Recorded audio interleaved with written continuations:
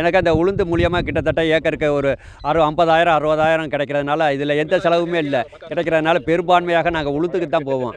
தமிழ்நாடு வே தமிழ்நாடு அரசு மூலியமாக எங்களுக்கு கொடுத்த உளுந்து வம்பன் 8 வம்பன் 10 கொடுத்தாங்க. இது புதுக்கோட்டை வேளாண் ஆராய்ச்சி மூலியமாக எங்களுக்கு பரிந்துரை பண்ணி கொடுத்தாங்க. இது கிட்டத்தட்ட 75 டன்னு திருச்சி மாவட்டம் முழுவதும் 14 வட்டாரத்தில் கொடுத்துருக்காங்க. இதன் மூலியமாக கிட்டத்தட்ட 75,000 ஏக்கர் சாகுபடி செய்யப்பட்டுள்ளது.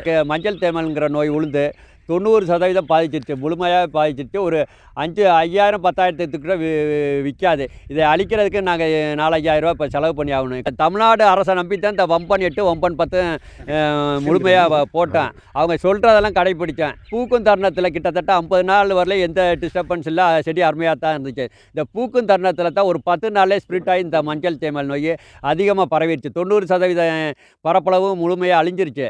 இது வெள்ளை மூலியமாக பரவுதுங்கிறாங்க.